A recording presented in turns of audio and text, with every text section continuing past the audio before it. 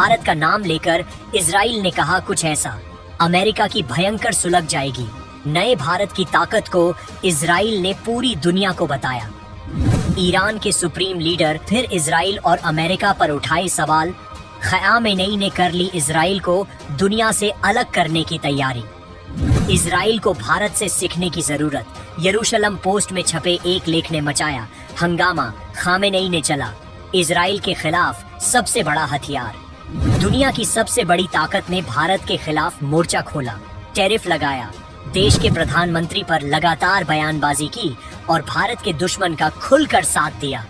जिस जापान में PM Modi deal करके आए, उसी जापान के प्रधानमंत्री की कुर्सी भी अमेरिका ने खा ली। लेकिन भारत जैसा था वैसे ही ट्रंप के सामने खड़ा है। कोई भी और देश होता तो शायद इतना कुछ होने के बाद झुक जाता, लेकिन भारत ने न सिर्फ अमेरिका का सामना किया बल्कि ट्रंप को ही झुकने पर मजबूर कर रहा है। अब इजराइल भारत की ये ताकत देखकर उछल रहा है। इजराइल ने मोदी को लेकर ऐसी बात बोली है जो सुनकर ट्रंप के कान से धुआं निकल जाएगा। इजराइल भारत की तारीफ कर रहा है और अपने ही प्रधानमंत्री को लेकर सवाल भी किया है, जिसके बारे में आपको आगे सब बताते हैं। पहले ईरान के सुप्रीम लीडर ने इजराइल को फिर से कैसे निशाना बनाया है वो देखिए। ईरान के सुप्रीम लीडर ख़ामेनेई ने सभी मुस्लिम देशों से अपील की है कि वो इजराइल से अपने सारे रिश्ते खत्म कर दें। इजराइल को लेकर सुप्रीम लीडर के इरादे दुनिया जानती है। अब फिर से ख़ामेनेई खुलकर इजराइल के अस्तित्व को मिटाने के भी बात करते रहे हैं। ख़ामेनेई ने तो इजराइल को पश्चिमी एशियाई क्षेत्र का कैंसर बता दिया और उसे उखाड़ फेंकने को बोल रहे हैं। ख़ामेनेई ने ईरानी राष्ट्रपति मसूद पेजेश्कियान और उनकी कैबिनेट के साथ एक अहम बैठक की और सबसे बड़ा ऐलान कर दिया। सोशल मीडिया एक्स पर लिखा कि अब वक्त आ गया है कि जब मुस्लिम देशों को मिलकर एक मजबूत और एकजुट रुख अपनाना चाहिए।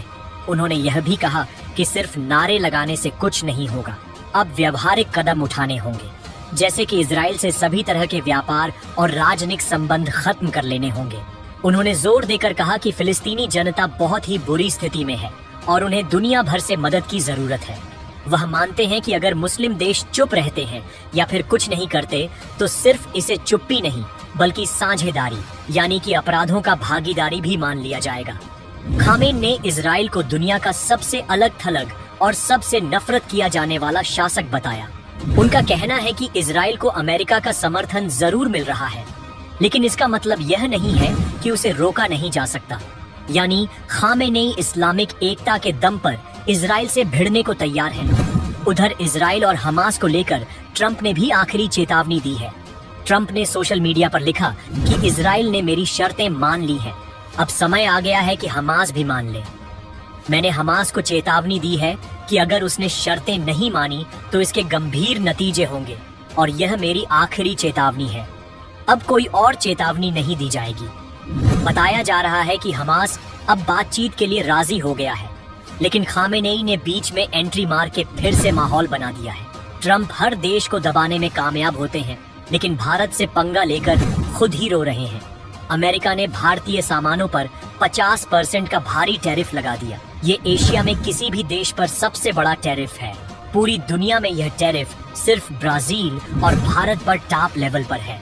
ट्रंप और उनके करीबी सलाहकार लगातार भारत पर बयानबाजी कर रहे हैं। ट्रंप ने भारत और रूस की अर्थव्यवस्था को डेड इकोनॉमी तक बता दिया।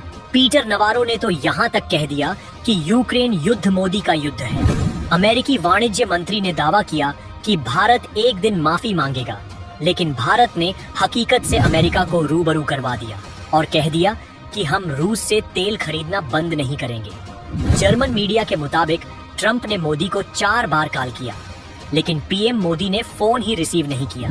यानी भारत के लिए सबसे ऊपर राष्ट्रीय सम्मान है और ये बात अमेरिका को समझ लेनी चाहिए। भारत की यही ताकत अब इजराइल पूरी दुनिया को बता रहा है। यरूशलम पोस्ट में छपे एक लेख का शीर्षक था, इजराइल मोदी से क्या सीख सकता है। इसमें लिखा गया, मोदी ने अमेरिका के अभूतपूर्व हमलों का सामना किया, लेकिन कभी जल्दबाजी में माफी नहीं मांगी। उन्होंने राष्ट्रीय सम्मान की रक्षा करते हुए अमेरिका को जोरदार जवाब दिया। दुनिया को यह साफ संदेश दिया गया कि भारत किसी का अधीनस्थ नहीं है। इसी पोस्ट में इजराइल के एक फैसले की आलोचना की गई। हाल ही में इजरायली सेना ने खान यूनिस हमले में पत्रकारों की मौत पर माफी मांगी थी। अखबार ने लिखा, किसी भी देश को मुश्किल हालात में भी अपने राष्ट्रीय सम्मान से समझौता नहीं करना चाहिए। यानी इजराइल को भी भारत की तरह ही अपने सम्मान के लिए किसी से भी भिड़ना चाहिए। भारत की तरह दुनिया के सामने मजबूती और आत्मसम्मान दिखाना होगा। इस पोस्ट में कहा गया कि नेतान्याहू को पीएम मोदी से सीखना चाहिए। भारत ने दिखा दिया कि बड़ा देश वही है जो दबाव में नहीं टूटते। नेतान्याहू अमेरिका के दबाव में झुक जाए हैं, जबकि मोदी मॉडल कहता है कोई भी कितना भी ताकतवर हो